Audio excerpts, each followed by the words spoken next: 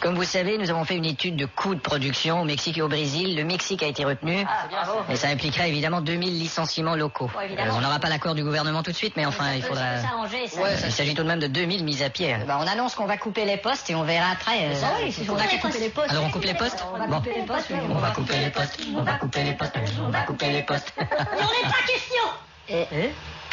Qu'est-ce que tu dis, Jean-Paul? Enfin, qu'est-ce qui te prend? Mais on va quand même pas supprimer 2000 emplois comme ça, pouf. Je t'interdis de me traiter de pouf. C'est pas très humanitaire. Enfin, Jean-Paul, je te reconnais plus. D'habitude, t'es le premier à privilégier les profits. Et c'est toujours toi qui arrive qui dit qu'il faut sauver sur les coups. C'est toujours toi qui viens nous gueuler pour dire qu'il faut sauver sur les coups de production. Espèce de trou! On pourrait peut-être couper la poire en deux. Oh non, tu peux la manger tout seul. Non, j'en veux pas non plus. Ah, ben merci. Vous pouvez continuer. Du cul! On n'a qu'à passer au vote. Jean-Paul, tu es minoritaire. Je te rappelle que selon la convention, si je mets un veto, vous pouvez rien faire. Ce serait courageux de ta part de mettre le veto. Donc que tu te sois le veto, j'en ai rien à foutre. Moi, je me couche tard. Bon, regagnez tous vos bureaux, je vous reparle demain. Tu peux le dire. Jean-Paul, Quoi? assieds-toi. Non, je vais pas m'asseoir. Écoute, mon vieux. Mais qu'est-ce qui se passe dans cette société? Pourtant, on avait un bon organisage. Une organisation. Et puis, on avait le sens de l'administrage. De l'administration. Oui. Ouais, bon, enfin, on n'avait pas peur du compétitage. De la compétition. Oh, puis j'en ai marre. Moi, je m'en vais rue Saint-Denis me faire une félatage. Jean-Paul. Quoi?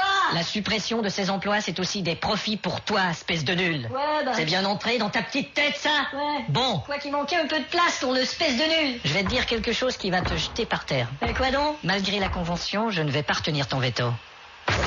Je t'avais dit. Mais alors, qu'est-ce que... Et je vais te dire une autre chose qui va te faire chier. Non, s'il te plaît, c'est mon nouveau costume. J'ai pas l'intention de te laisser sortir d'ici pour aller chialer sur notre compte à qui que ce soit. Qu'est-ce que tu veux dire?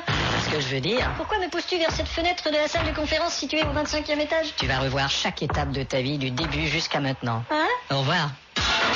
Joli poupon que j'étais. Voilà. Excusez-moi, monsieur. Oui. Je suis le lieutenant Colombo. Lieutenant. Je suis désolé de vous apprendre qu'on a trouvé un de vos associés qui gisait sur le trottoir. Gisait du verbe geindre. Non, de gésir. Ah. Geindre, c'est geignait. Ah, c'est vrai. Comme le verbe peindre. On dit pas pisait. Oh, ça dépend des peintres. Comment ça? Comme Dali, on dirait vraiment qu'il pisait sur cette toile. Non, ça c'est pisser, monsieur. Bon, enfin, comme vaut l'honneur. Eh ben, il y avait du verre brisé autour du cadavre et je vois qu'il y a une fenêtre cassée ici. Mon Dieu, il se serait jeté par la fenêtre. Il a été poussé, monsieur. Comment ça, dis-je avec un air d'étonnement. Vous savez, quand on fait une chute d'une telle hauteur, on revoit toute sa vie. Oui, je Et sais. il paraît qu'avant de toucher le sol, il a dit « Mais pourquoi vous me poussez vers cette fenêtre ?» Oh, il a peut-être pas visionné la bonne vie. Vous croyez qu'un type peut se tromper de vie? Mais pourquoi pas? Ah bon? C'est Jérôme s'est bien trompé de carrière. Si vous voulez me suivre,